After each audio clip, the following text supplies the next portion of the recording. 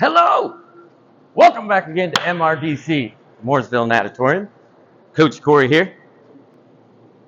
We've been talking a lot about some takeoffs and some come-out stuff, that rip stuff. Today, I've taken the slant board and I've made it a little bit more specific just for that feel, all right? Sometimes the athletes, when they get in those positions on the end of the board, they get scared, they balk.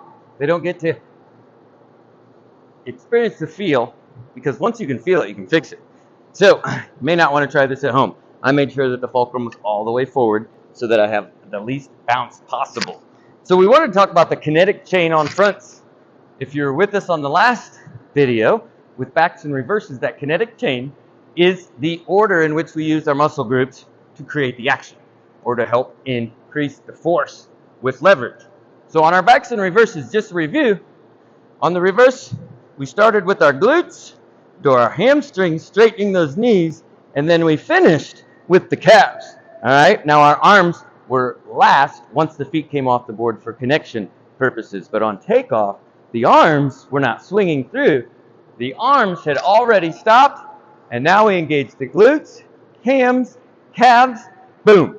Now, when we're talking about fronts, today we're going to be facing the same direction. Please understand that our balance points, what we like to call magic position at Ripfest, are slightly different with each direction. On your fronts, you want to have whole foot balance on the board. Whole foot. That means even weight distribution on all the bottom of your feet. So your toes shouldn't be loose to come up. Your heels shouldn't be loose to come up. You should feel everything kind of glued down. Woo, good knee flexion. Now, hip position is going to be a little bit more open to start on your fronts. With the angle that we have on the board, we're able to maximize our arms. So when we're in the position, we're going to have the hips open more. So the chest is going to be more on a vertical line. We don't want to do that on inwards. If we do that on inwards, we're going to be hipping that out. All right? So whole foot balance. Chest is going to be vertical. Now we have our elbows straight up at noon, and we're going to cross our hands and let those hands come behind our head.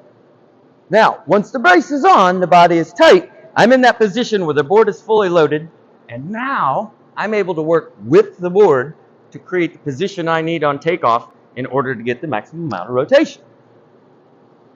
So the first thing that's going to initiate is going to be your triceps on your fronts, because we are going to start by straightening those elbows. When you're straightening those elbows, you're throwing up. When you throw up, that action is also equally reflected below your center of gravity. And guess what that's going to do? Increase the amount of force that you get to put in the board. You are right, Liliana. Love it when you answer all the questions correctly. Now you just need to implement it.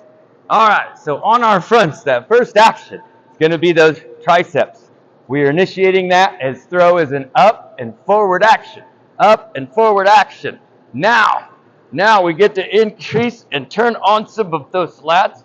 Front side of the body, we get into here. Once the arms get to about that mummy position, then our chest moves up and forward, and we catch the board tight at that point in time. So we went with the triceps, went into the lats.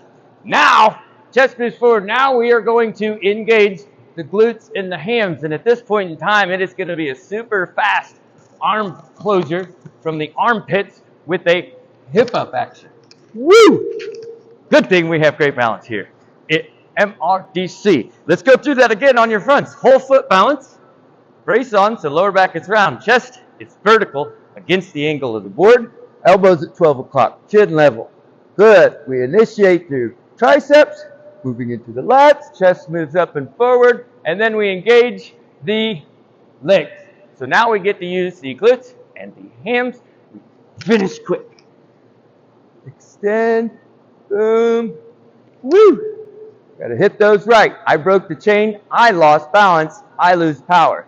So we start through elbows. Now we are up to here. Now we drive in elbows, lats, then we go into the glutes and hams. So on those fronts, if you could go through that action, what you're going to get is you're going to get eccentric thrust.